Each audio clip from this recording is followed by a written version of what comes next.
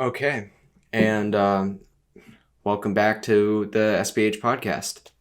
Okay, so in this podcast, I'm going to talk about how to fight a big fish and how to, really, because it's one of those things that you spend so long trying to get to that moment in where you can, actually hook into one that when you spend so long, preparing to hook into one, you want to be able to land it. So what I'm going to talk about and explain is like, I've talked a lot about how to get to that point where you actually are fortunate enough to hook into one of those fish. And I've talked a little bit about how to hook into and land one of those fish, but I haven't really gone in depth about how to fight a fish in the, safest way or the best way for yourself, as well as the best way for the fish. Because the thing is, like, I guess in the whole Northeast and up and down the coast, at least for where the striped bass range is, striped bass are one of the hardest fighting fish that you can catch from shore. And so to be able to hook into one that's actually that big and can pull that hard, sometimes is scary when you've never hooked into a bass that's that big before, especially because a lot of the times that the first time I ever hooked into a big fish, it didn't go so well. And I talked about that in a little bit of the podcast about getting hooked, or like that's what the name of the podcast is. But why or what exactly happened. But I'm going to go more in depth to what I did wrong about in that scenario. Okay, so it's pretty fun hooking into a big fish, obviously, but it's one of those things that's also terrifying, and that's probably part of the reason why it's so awesome to hook into a big fish, because it is so like terrifyingly powerful that when you hook into it, it's like, oh my god, what did I just hook into? Sometimes, I mean, especially if the bass isn't current, it can put on quite the fight. Okay, so I'm gonna go and I'm gonna talk about what happens when you first hook the big fish.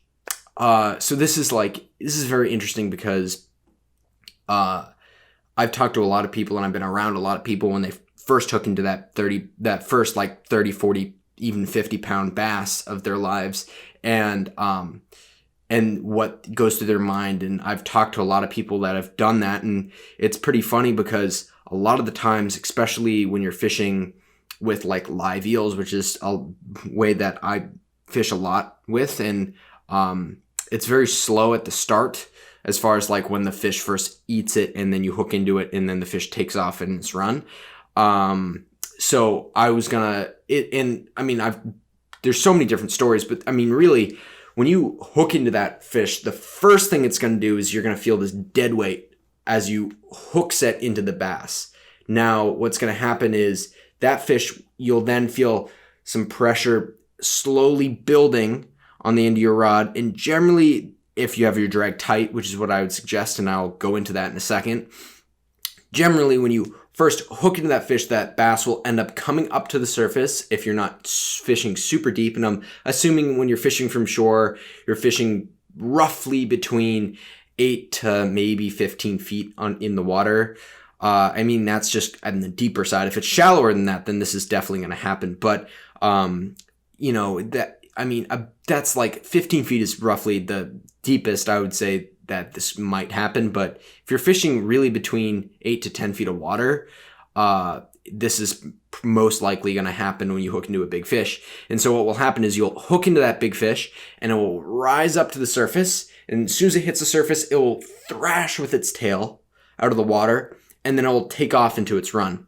But a lot of the times, and when you hook into a big fish, a lot of the time what will happen is you won't think it's actually that big because it doesn't feel that big when you first initially hook into it. Now, I remember the first time I ever hooked into the biggest fish I've ever hooked into, it was right in front of a huge boulder that was under the water. And I hook into it, and I actually thought I got it stuck on the rock. And I was like, I got it stuck on the rock. And then what happened is I saw a huge splash up on the surface of the water. And then all of a sudden it just took off into this roaring big run. Now, I didn't really realize how big the fish was until it took off in its first run.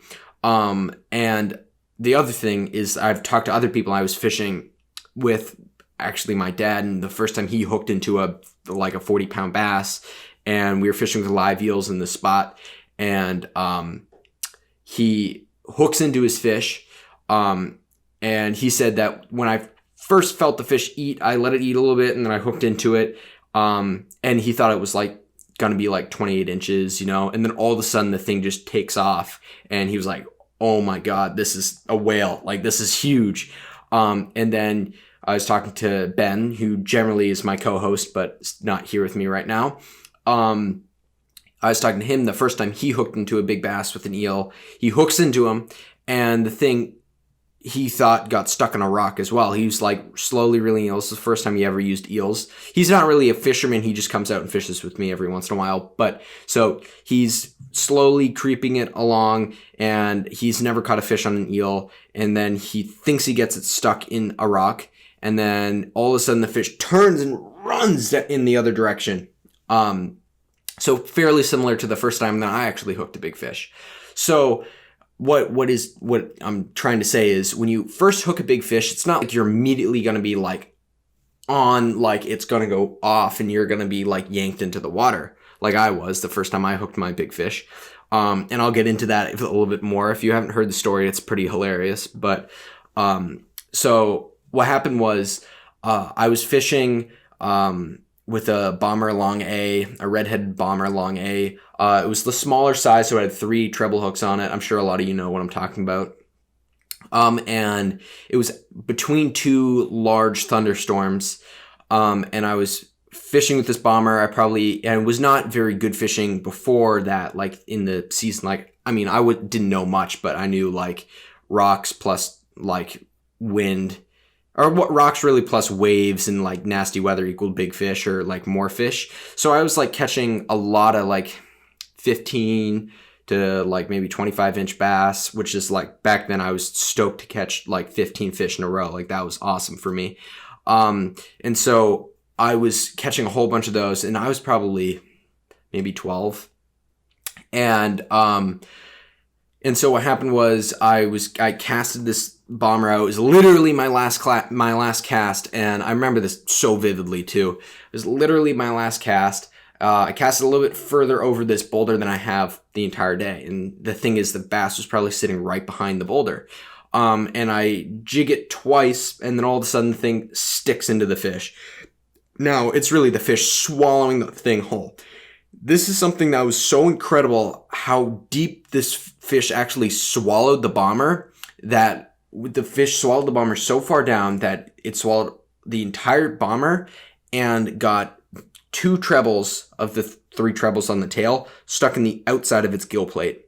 So the thing went all the way down into its mouth and hooked on the outside of its gill plate. I don't even know how that's possible, but this is what happened. And it was probably because I was twitch, pause, and the bass just inhaled it. And so I hook into the fish, the thing takes off on a run, and I'm fully made my arms go straight. The fish was pulling so hard. I get launched off of where I was standing, fully Superman slid onto a big seaweed mat. Luckily, it wasn't rocks. I was holding onto the rod. I land on the seaweed mat. I'm getting pulled across the seaweed mat, and there's huge waves, by the way. These were probably maybe 5 to 6 foot waves, so they weren't small. I get pulled into the water, and I grab onto the seaweed. So I have the rod in one hand and the seaweed in the other hand. The fish is tearing line out like crazy. I mean, it was absolutely peeling line out. And I'm holding onto the rock as this fish is peeling line out, and I'm kind of on a cliff, and the fish was going around the side of the boulder and around the side of the cliff, and I had 50-pound braid on at that time because I knew that heavy braid would be better, because if I hook a big fish, I'm not going to lose it. So the fish is going around the seaweed on the boulders, and I have my drag fairly loose, and I finally get washed back up onto the boulder by a big wave, and I climb up the boulder. I'm holding onto the thing. The fish is still peeling line. I'm tightening it down a little bit. And then I just lean back into this fish as it just takes off and keeps pulling line. And then finally it seemed to have tired out and stopped after a little bit. And then I finally started to reel it in nice and slowly. I was reeling it in, getting it closer and closer and closer. And it finally emerged out of the water. And like, that was I didn't even know bass could get that big at that point in my life. I mean, I was literally just catching fish that were all like, 15 to 28 inches. Like, we catch 1 28-incher a year. That was that was amazing for us. Like, if we could get one fish that was 28 inches, oh man, we were so stoked. But so what happened was, like, the thing emerged out of the water and I saw it kind of floating up towards the surface on its side, and it was slowly kicking a little bit with its tail. And there's also, keep in mind, there's big waves. So now I have the rod straight because I'm not very strong. I was like 12, and I'm starting pulling on the fish like this, reeling it up a little bit and pulling on the fish like this. And it got hit by a big wave, and the fish got pulled under the water by the wave, and it kicked off again and obviously started another big run, and it ran, and my rod hit across the side of the rock beside me, and it snapped the line. So that was the first time I ever hooked into a big fish. Now, I hadn't been fishing for very long, and I'm a self-taught fisherman, and my dad fished for striped bass, but would like chunk like mackerel off the beach or sea clam or whatever. And he didn't have a vast knowledge, and he was never taught how to really fish for striped bass either. So, I was never really taught how to fight a huge fish other than like reel it in. And then, so what I was doing is, really, I was just cranking straight in and whatever, and hoping that I would land this fish. So a few key errors that I made is, number one, I was not standing on this side. I was standing on pretty slippery rock at a very steep angle. And so when the fish actually hit, my feet just slid off the rock. And I was staying pretty high up on a cliff because there's big waves, and I got slid off the rock onto a seaweed mat and washed into the water. And I mean, it was fine. It was not like I was really in any danger at that point, but it was just like kind of scary because you have a giant, like the fish that you've been like trying to get forever. Not really. I mean, I've only been at that time been fishing for maybe 2 years, like really trying to catch like multiple fish, or fishing plugs at least, for like 2 years at that point. But then I get pulled into the water, and so that's probably not keeping the line. Obviously that's wrong. Like, don't get pulled into the water if you're fishing. And obviously, if you're like a strong human being and you get pulled into the water and you're fishing, it can definitely happen, because Ben, first time he hooked his big fish, he almost got pulled into the water, and that was a 45-pound bass, easy, and he almost got pulled into the water. And so like it can happen. Like they do pull extraordinarily hard, and if you have your drag tight, and you're not on stable ground, you can definitely get pulled into the water. So I'm holding onto this fish, I'm reeling down, and I'm trying to like keep tension. So that was the only good thing that I was doing. The only saving grace, I guess, of like me falling was that when my line was going across the rock, I didn't have a lot of pressure on the line, so that I don't think it snapped because I didn't have a lot of pressure on the line.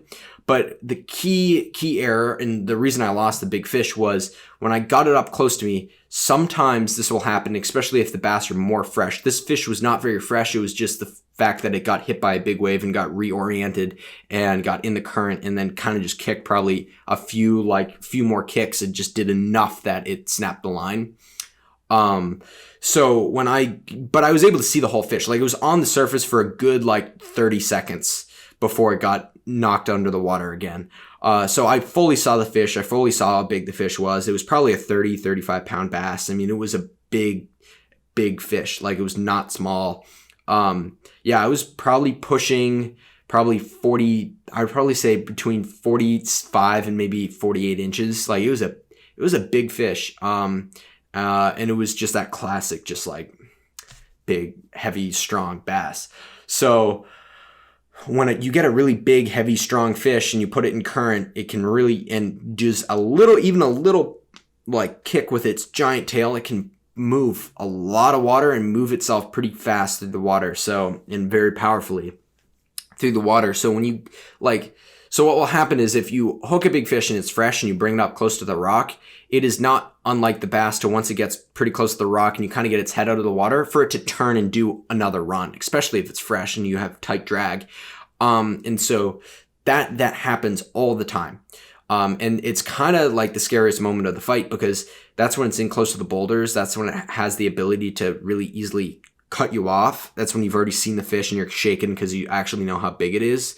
So it's very, very likely, and I'm sure that I'm not the only one, but maybe some of you guys that are listening to the podcast have had very similar experiences with big fish, having gotten them up close to the rock and having them take 2 or 3 strong runs right up next to your rock. Or if you hook them at your feet, obviously they can, and you kind of turn them towards you, they'll definitely kick off strong. So that's something that is very common, and something that I did wrong there is, when you get a bass up close to you, you need to predict that that's going to happen. And when it got hit by, really what I should have done is I should have loosened my drag up at that point a bit. So if it did end up running, it wouldn't have cut me off, and I probably could have gotten it around the side of the rock. I don't even know how I would have landed that fish, to be honest. It was so big that at that age, I don't know how I would have been able to carry it back. It was like so big and so heavy. I don't even know. And I was by myself, and it was like huge, huge, huge fish. So I don't know how that would have ended up, but as far as like trying to land a fish like that, if you're in really harsh conditions like big waves and stuff and you get it up close, loosen up your drag. It also helps to have a fishing buddy, but if you're by yourself, loosen up your drag just a little bit. I'm not talking about a lot, but just a tiny little bit, so that if it does make that run, it doesn't catch you by surprise and like yank the rod out of your, like not out of your hand, but like straight, or something like dramatic can happen. Or you can just muscle it in. I've had that thing where once you get a bass in close, you can just muscle it in, but then when you're landing a big fish, it's also difficult if it is choppy if there are big waves. It is difficult to land a big fish, especially in boulders and off of jetties and stuff. That's not easy to do. If you hooked a big fish in like jetties or boulders, it can be quite difficult. As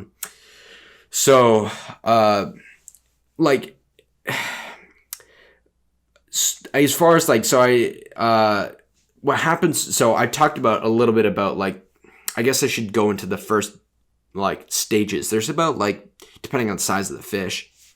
So if you have a fish that's 30 to 35 pounds, and you have your drag pretty tight, it's going to do a specific amount of runs, or a few, and you can kind of gauge, once you've caught a few big fish, you can gauge how many runs it will do to kind of how big the fish is. So when you hook into a bass that's 30 pounds with the drag and how tight I set my drag, the bass, if it's 30 to 35 pounds, will do one really good run. And then you'll be able to gain maybe a few cranks of line, and then it'll do another really good run. And then you'll be able to gain a good amount, maybe half, and then it'll do another really good run, and then it'll be done. If it's a really a 40-pound bass or 40 or even 50-pound bass, it will do one really good run, it'll do another, and then you'll be able to get a crank, and they'll do another really good run, and you'll be able to get a crank, and then it'll do another really good run. And then by that time, you're oh my God, this thing's giant. And it's probably each really good run, I'm talking about maybe 20 to 25 yards of line that it's pulling out. So it gets scarier, and every yard of line that the bass pulls out is your percentage of you landing that fish is less. That's more surface area for the bass to tangle you up, get you in a rock or anything like that. So really, the less line that you can have the fish taking out, the more your odds of landing the bass increase. So and that I'll get into and that's a big part of why I fish heavy line and heavy drag, is because, in big gear and big rods, because I know that if the bass can even get one more yard further, it could get you into a rock. And so I have very heavy gear here. I actually got I have a new addition to my lineup here, a big Van Staal VSX 275. So that's a new addition. And I have that spooled with 80-pound Max Quattro braid. I've never tried the Max Quattro braid, so I'm excited to try that because I've heard it's very abrasion resistant and has a very high breaking point, and it's also thinner, so it casts better. So that's 80 pounds. And then I have it paired on a Lamb-Glass 10 foot. It's a Lamb-Glass 10 foot, and it's rated like, I forget. I'm blanking right now.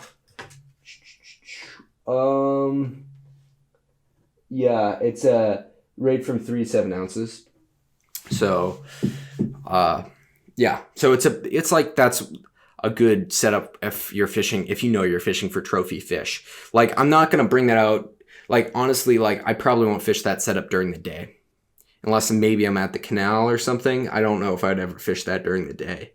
I'd probably fish my VSX 200 during the day. Because I know, like, I fished the VSX 200 all last season. And there were multiple occasions, especially with the bass that I got that were, in their mid 40-pound range, that I was terrified because they just kept going. And that's scary because you have your Van Staal, VSX 200 with the drag cranked all the way to max. And the bass is pulling out, like 50 yards of line. Like, that's in like not that much current. And it's pulling that much line out. I mean, that's insane. And that's super scary. I mean, you do not want that. That's really not good. I would say if the bass can pull more than maybe 30 yards, 40 yards, you're in trouble. Like, that's what I would say is like an acceptable length for you to start turning the fish at.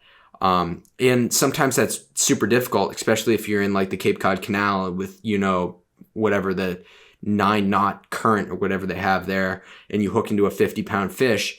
You have to have some giant gear to stop a fish like that. But at the same time, with maybe that Van Staal, you could probably lock that down to a point that you could stop that fish in a very short amount of time.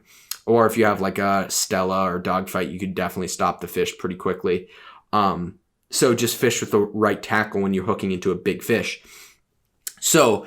And then the other thing is when you're talking about like a fish running, that's really the bass, and it's crazy, but the fish is swimming pretty much normally. I mean, besides it having your hook in your face, if the bass is swimming normally that many yards, like, that is scary. And what the fish is looking is like, what is this on the side of my face? And they'll actually go and they'll crash into rocks and they'll scrape their heads against the rocks to try to rip the lure, plug, or whatever out of their face. I've had fish come back with seaweed on the plug without them actually going around a boulder, like with seaweed and stuff on the plug from them crashing into a rock and stuff and ripping it off, and barnacles. And I've had like mussels and stuff on the plug because they're crashing into the side of the rocks. So that definitely happens. And that's when you have to really be, aware of like where you're fishing, and like if the bass goes a certain distance, is it going to get me around this boulder? If you can even see the boulder, that's why it's important to really cast.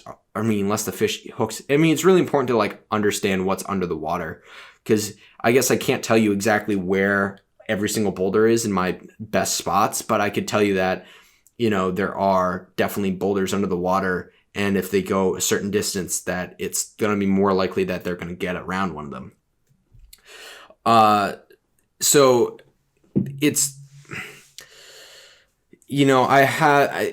it's kind of, so one of the things that I guess ties into how do you tell if it's a really big fish when you first hook it is the amount that the rod tip will flex per push per like the fish's tail moving from side to side.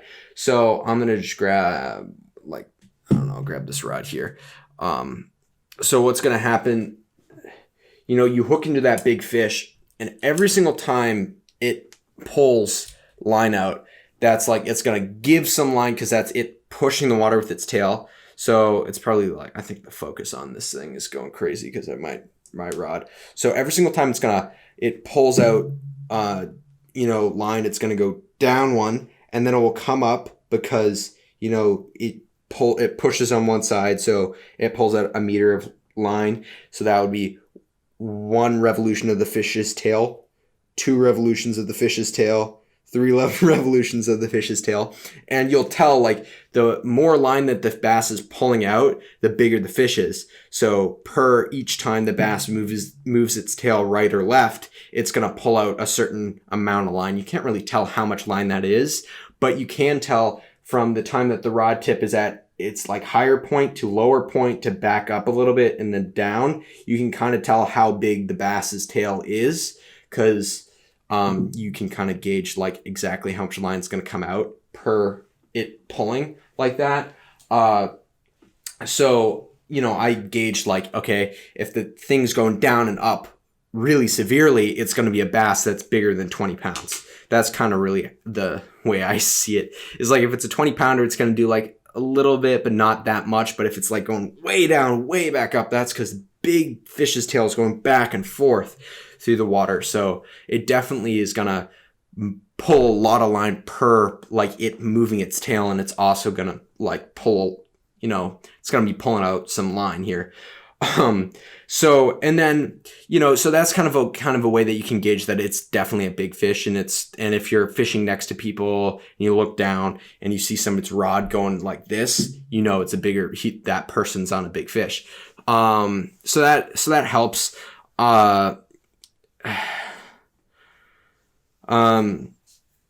Yeah, so as far as like, you want to, when you're fishing with it, I'm just reading some points here so I stay on topic. So, you know, the goal is to turn the head of the fish. And that can be, you know, pretty difficult at times when you're hooked into a big fish. I mean, I've had points where I pushed as hard as I could on the reel of my Van Staal, and I've not been able to move the reel handle because the fish is moving, like pulling out so much line. That happens. That's because they're so powerful. So a way to do that is to pull up and then reel down. But what you really want to do is when you really don't want to like reel when they're running. You want to wait until they stop, and then you want to start gaining as much line as possible. So the goal is to gain as much line as possible every single time the fish takes a break or takes a rest from it like running.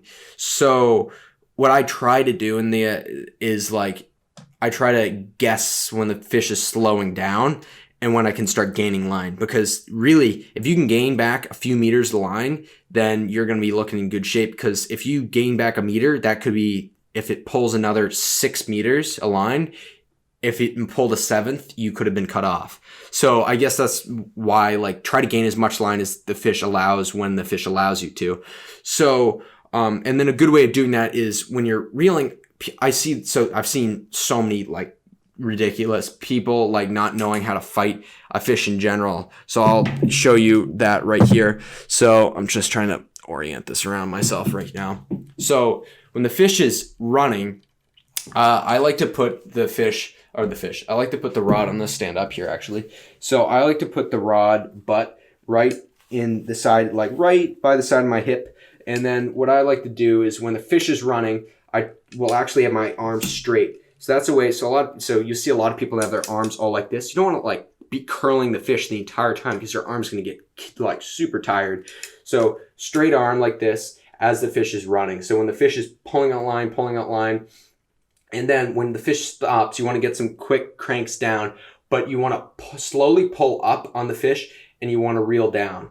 And you want to slowly pull up, but you want to be like, you need to be maintaining pressure the entire time. I've seen people go down and then reel up and make slack on the line and lose fish. I literally seen that so many times, and it's like, it's so cringy, because like you'll see people pull the rod down, reel up really quickly, and then pull it up like that, and they're gone. Like the fish is going to be gone 100% of the time. You want to be maintaining pressure the entire time that you're reeling down and pulling up. You want to be maintaining pressure 100% of the time.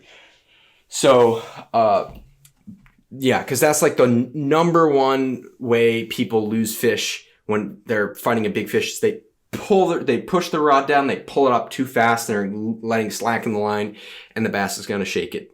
So, just always maintain pressure.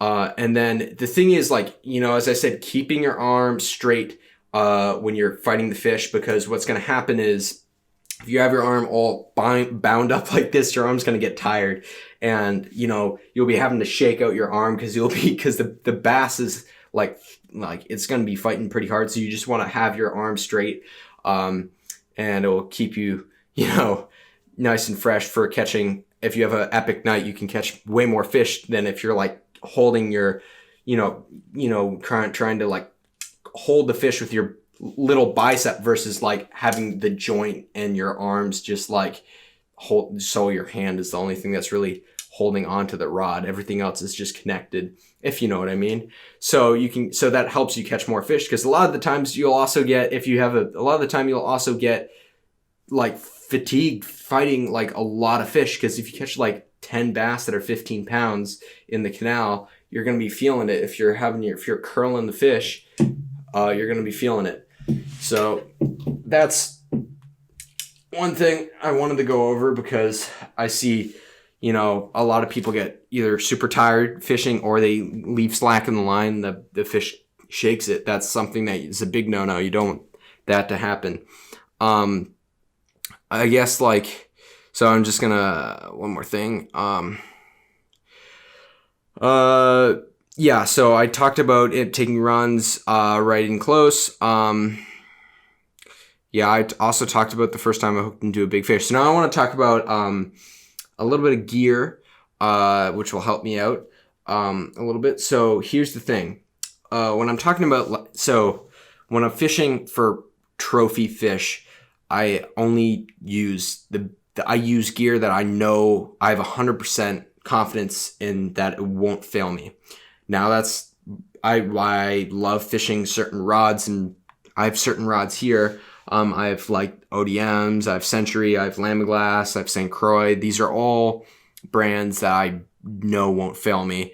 And so I've had obviously freak accidents with a lot of these rods, but I never really had one fail, especially during the fight. I have had a pen reel explode once, but they were really nice and they gave me a free one.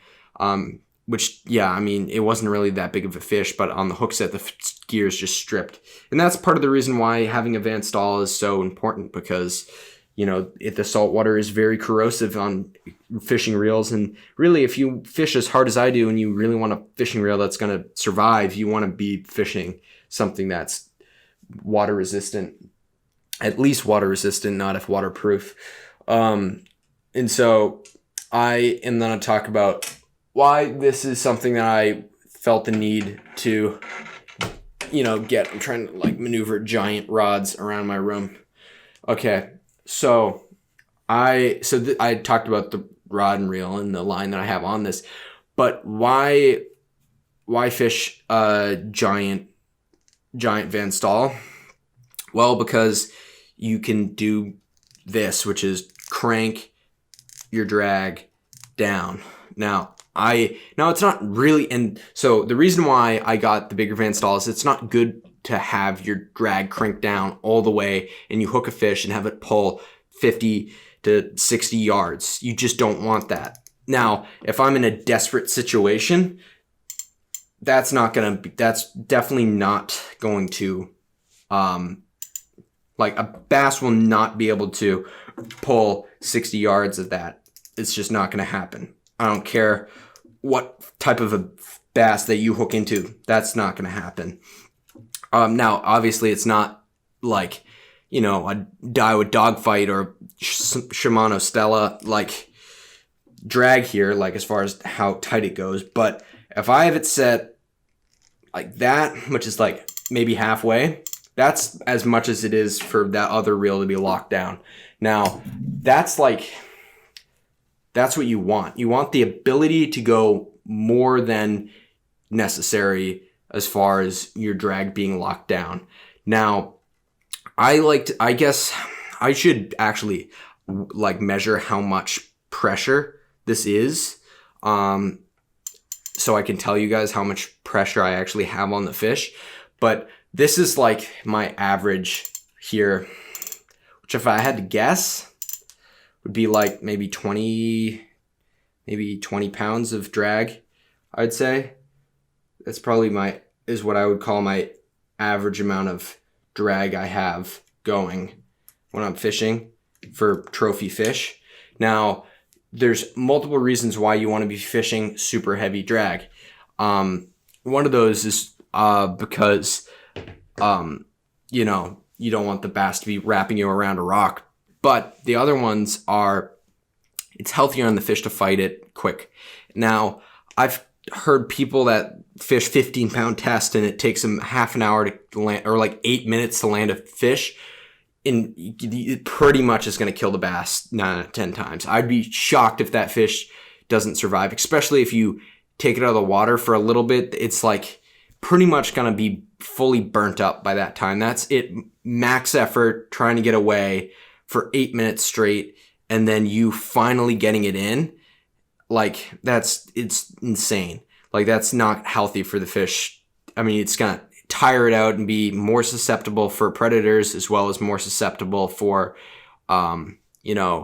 it being, like killed because it's like it burns up because they get hot. They get really hot when they swim, all their muscles are tensing. It's kind of how we get hotter. It's like the same thing with tuna, how a tuna will cook if you fight it for too long. Literally, the tuna itself will get so hot, the meat will cook. So you don't want to fight a tuna for too long or else the meat will cook. And a lot of the times the fish will die during the fight when they're fighting tuna. It's not really the same thing for the fish, but it can be so fatigued that it can't end up swimming away. Even if you revive it for hours upon hours, but even if you revive it for like 25 minutes, it might still die. I'm just saying that like it's not healthy for the fish to fight it for a super long period of time. That's why I try to fight my fish hard. It's better on the fish. It's also better on me because I don't get as tired if I'm fighting a fish for, and the biggest fish I caught this season, which was like a 47-pound bass. I fought for maybe 3 minutes, a little bit less than 3 minutes. Or maybe 3.5 minutes. It was a little bit less than 3.5 minutes. I think it was like 3 minutes and 15 seconds. Like it was it was not that long of a fight because it took off. It did, it went up to the surface. So I hook into the fish with a live eel. It goes up to the surface, thrashes around, takes off on its first run, pulls easily 20 yards of line, get maybe 3 cranks in. So that would be maybe a meter of line, maybe 2.5 meters. I don't know, something like that. Takes off again, pulls another 15, maybe 20 yards of line, get maybe a handful more cranks in, and then it turns and does a smaller run, and then it does another smaller run. So that's kind of going around the same, like it's going to do like 3 to 4 run type thing. So I count those 2 last ones as one really, because I got like 1 crank in before it went off again. Then I got it up close to me and the fish was still really lively, and I pulled it up close to me. And this is the thing, like when you get the bass close to you, you have a giant rod. Sometimes it's really hard to control the fish to get it into you without you giving it slack, especially if you're trying to fish barbless or something. So you try to like pull the fish up onto the side of a rock, maybe trying to keep tension to it, and then go over and grab it. Sometimes it's not that simple. Sometimes you're on a cliff, and you can't do that. I mean, there's always ways, but always try to, when you're fishing, especially for trophy bass, you want to make sure you're in a place that you can land a fish successfully.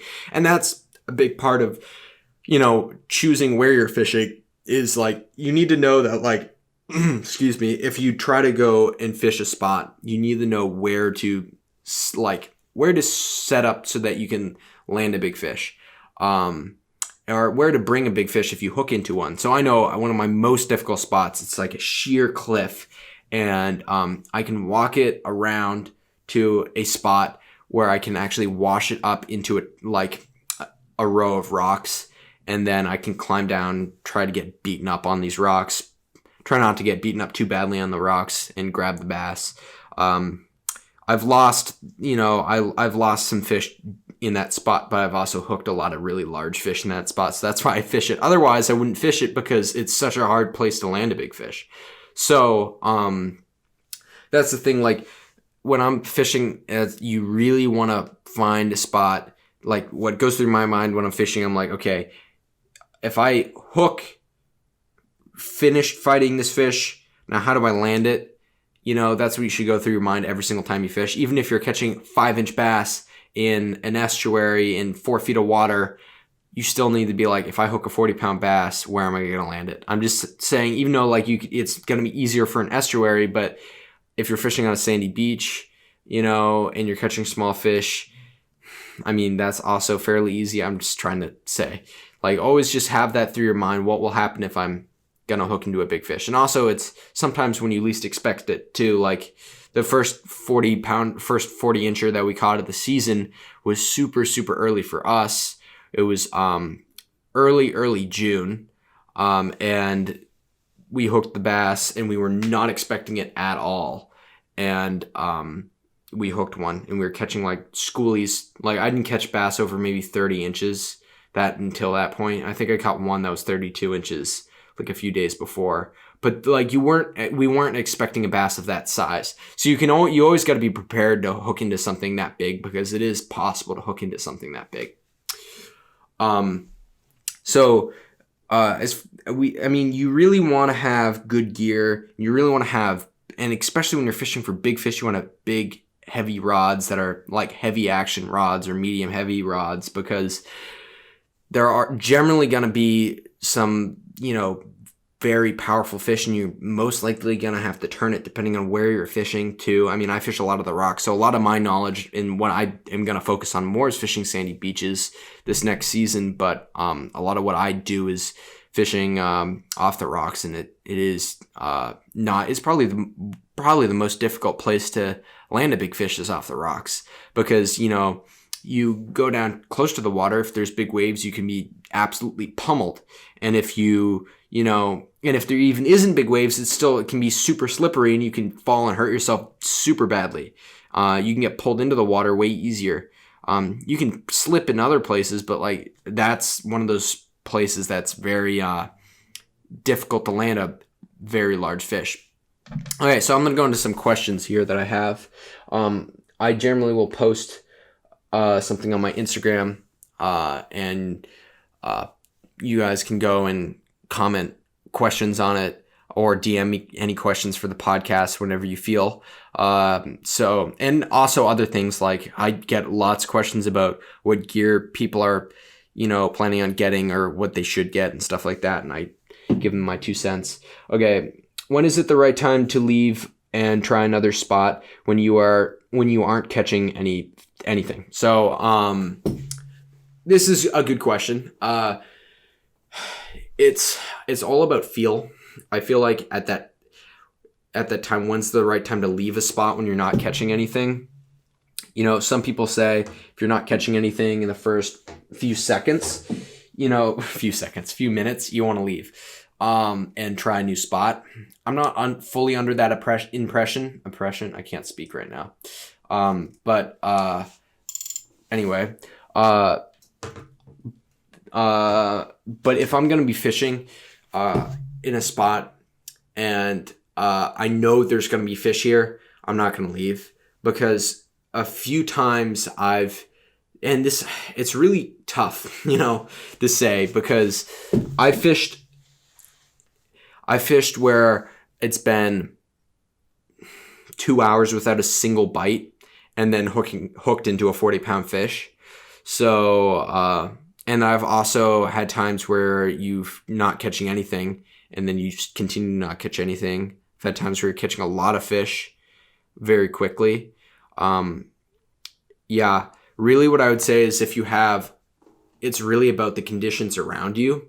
If you know a spot, if you fish, so the thing is, what I would say, if you haven't been catching a lot of big fish, I'd say pick 3 to 4 spots, and I've talked about this in other podcasts, pick 3 to 4 spots that really revolve around the wind, because I think the wind can help you pick out the best positions to be fishing.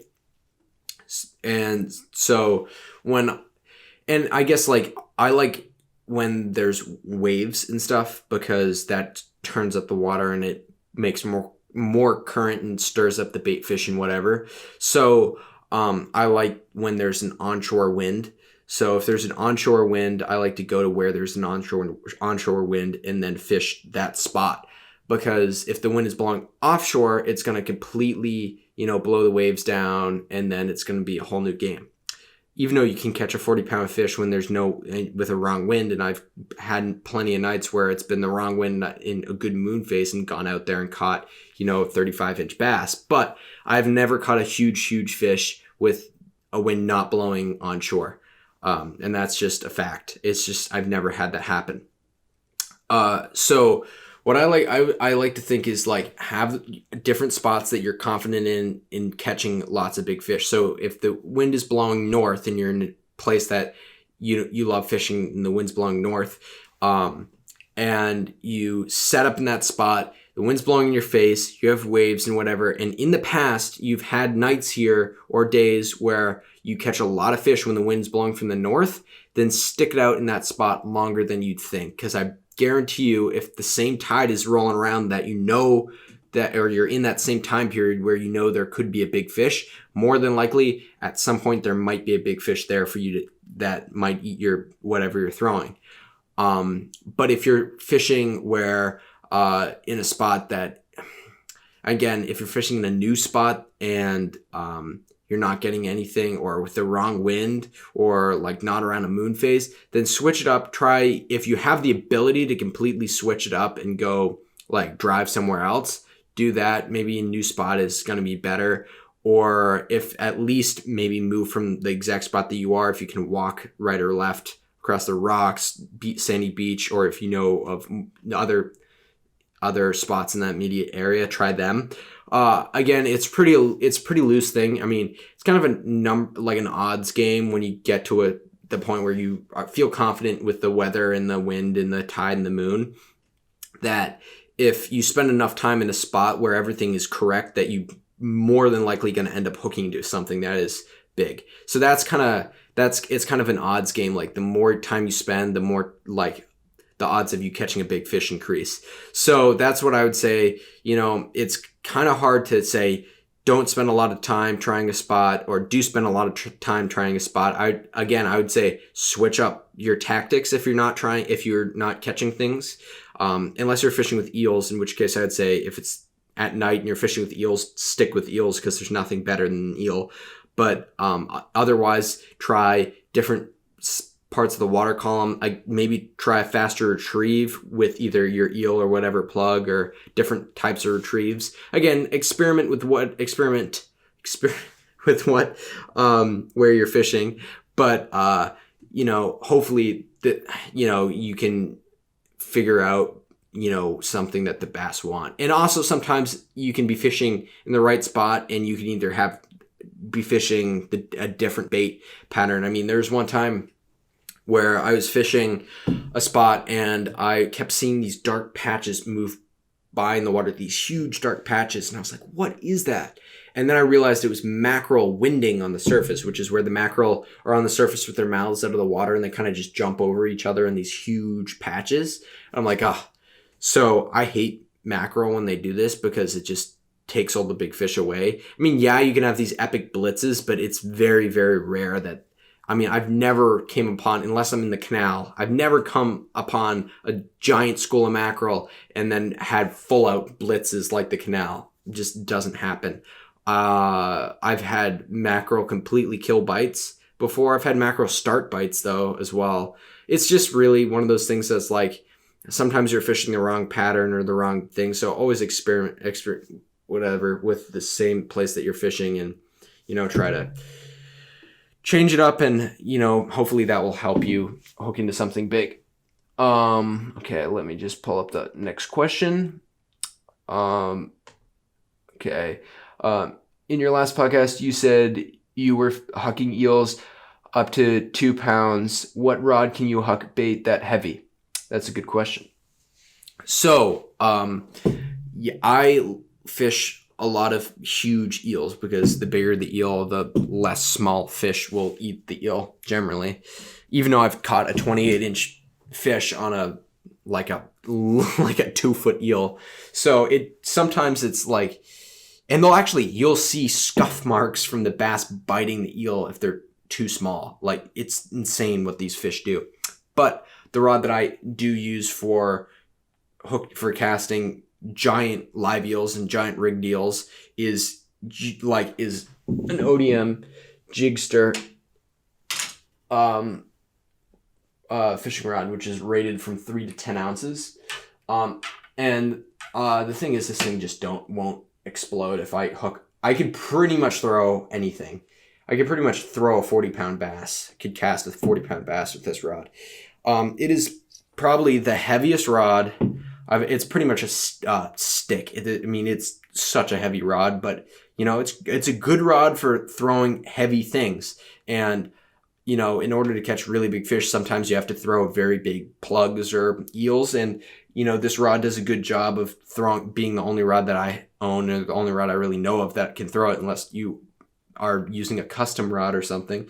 But yeah, I throw a lot of large rigged eels as well, and their rigged eels are super, super heavy. I've literally, I did a podcast where I rigged an eel, and the eel was 2 pounds, not even rigged. So that just shows you that that eel is probably 2.5 pounds right now, and I'm gonna be throwing it with this stick, and I'm probably gonna hook into it 40, maybe if I'm lucky, bigger fish on that eel. Because that's what the bass feed on. If you think about it, the big fish, they want a big meal. And if you have the ability to throw something that's that big, throw it, because they'll definitely hit it. And I've had tiny, tiny fish hit giant eels. And so it just shows you that a giant fish is not going to be deterred from eating or trying to eat a giant eel. Literally, I've had eels that I've thrown that have been that long, and I caught a 28-inch bass on it, and I've had scuff marks all the way down the eel, these little white scuff marks from the fish hitting the eel. So they'll try to eat it even if they're small. That's definitely no problem for them. And a huge fish will swallow that thing so quickly, it'll blow your mind how big of a eel, a 40-pound bass can eat huge eels. I read somewhere that the American eel can grow to be 6 feet long. I don't know if that's true, but I read that somewhere. On Google or something. I looked it up. Isn't that ridiculous? American eel can be 6 feet long. That's the eel that surfcasters use. I think that's extraordinary. To be able to fish something that can grow longer than the striped bass and have them eat it. So that just shows you that the fish are definitely going to be hitting giant plugs and giant eels. So have the gear to throw it. This is a good rod. It's just giant. That's what I'd say. It's a heavy rod. It's very, it does very little give to it. So when you're fishing with an eel, you kind of have to fish with very soft, light hands. So when you feel a fish hit it, you want to give it the eel, but only very briefly, because you'd be shocked how easily a 40-pound bass can swallow a 2-foot eel. So yeah, just always be aware of when you're fishing eels not to feed them the eel, even though everybody says, oh, feed them the eel. Never feed them the eel, because if they're big, they're always going to get gut hooked. And if they're small, you didn't want to catch them anyway. So thank you guys for listening to this podcast. I hope this will help you end up converting all your effort and time in hooking into a 40-pound bass, maybe even 50 pounds if you're lucky, and convert that into an actual landed bass. And I hope this helped you and was entertaining. If you enjoyed this podcast, please, if you have any questions or want to help me improve the podcast in any way, just DM me or leave a comment on YouTube if you're watching on YouTube, or it's also on. Again, if you're watching on YouTube, it's on Spotify, Apple Podcast. I think it's on some other ones too. So pretty much anywhere you can find a podcast, it probably will be there. So yeah, just leave me comments, and if you have any topics you want me to cover in the next podcast, or if you have any ideas for a podcast, by all means, DM me on Instagram at Striped Bass Hunt. If you are not coming from there, that's my Instagram. That's kind of where I'm known. So anyway, thank you guys for watching, and I'll see you next time.